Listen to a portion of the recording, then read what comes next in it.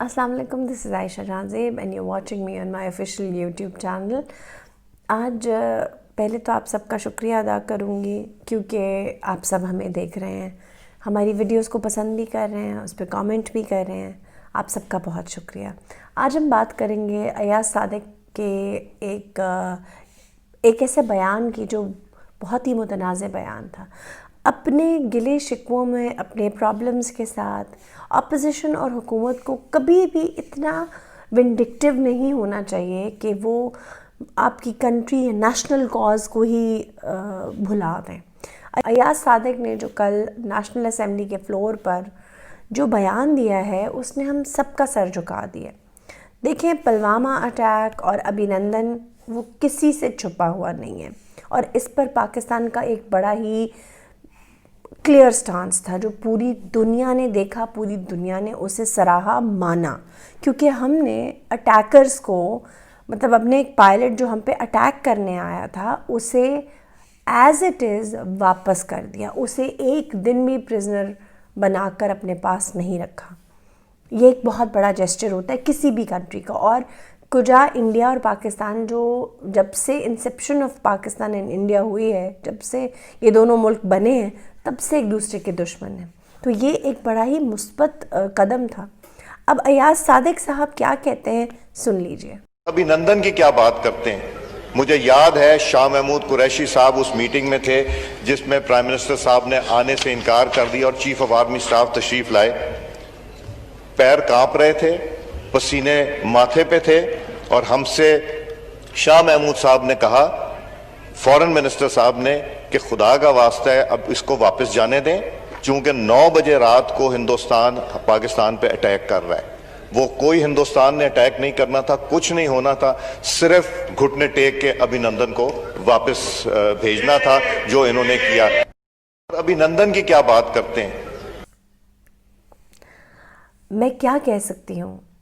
پھر وہی بات ہے کہ جب اپوزیشن اور حکومت کے درمیان فاصلہ اتنا بڑھ جائے گا، جب ڈیبیٹ کی کوئی روم ہی نہیں رہے گی، جب آپس میں بات کرنے کا یا ٹیبل پر آنے کے لیے آپ تیاری نہیں ہوں گے، تو پھر یہ سب تو ہوگا.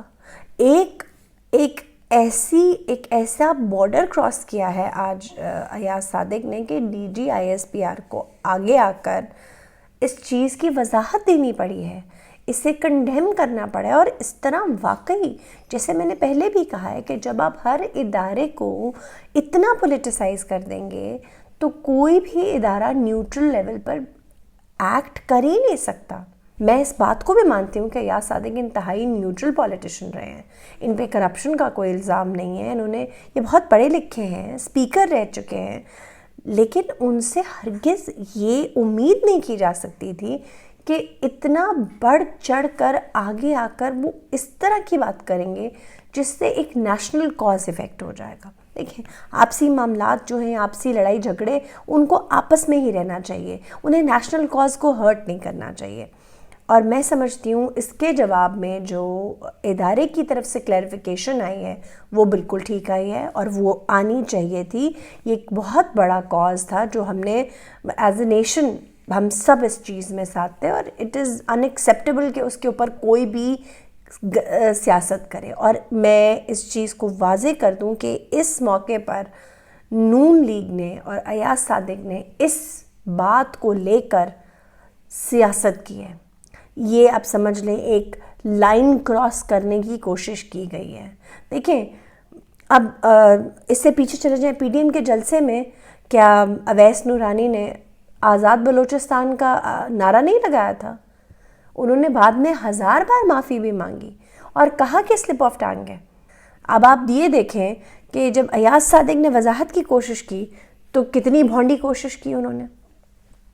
مطلب آپ دیکھو کہ ایک پارٹی کا ایک پراپر ایک نیریٹو آنا چاہیے تھا، نون لیگ کا ایک نیریٹو آنا چاہیے تھا کہ بے شک ہمارے اداروں کے ساتھ بڑے مسائل ہیں، بٹ سٹل ہم ایاز صادق کے اس بیان سے اگری نہیں کرتے. ٹھیک ہے، بٹ دا تھنگ از کہ اب خاموش ہو جانے سے، اور اس بات کو ایاز صادق اون کر رہے ہیں، ابھی بھی اس کو ڈینائی نہیں کر رہے.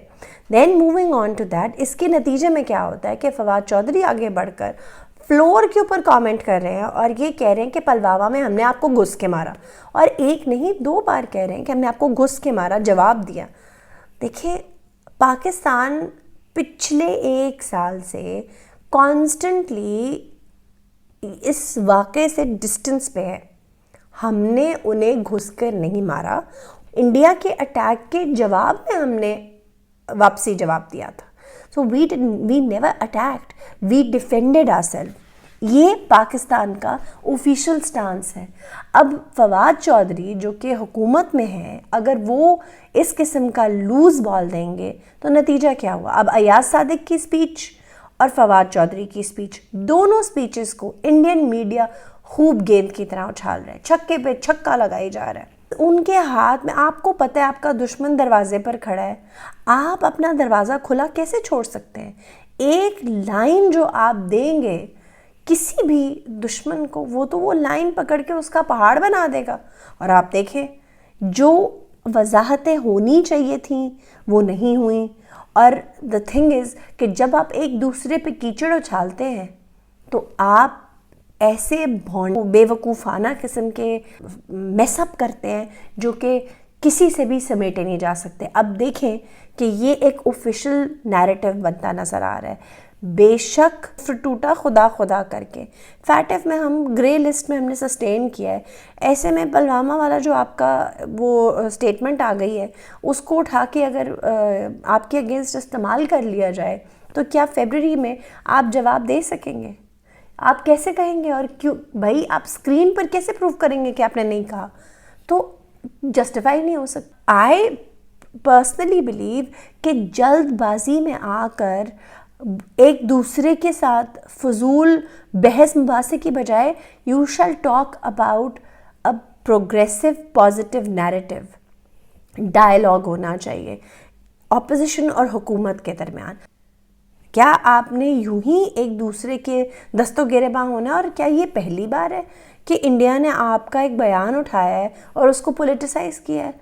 میں اس بات کو برملا کہتی ہوں کہ ایاز صادق نے بہت بڑی غلطی کی ہے اس بیان کو فلور آف دا ہاؤس پر اون کر کے, اور بعد میں وضاحت کرتے ہوئے انہوں نے اس چیز کو پھر بھی کلیریفائی نہیں کیا کہ وہ کیا کہہ رہے تھے.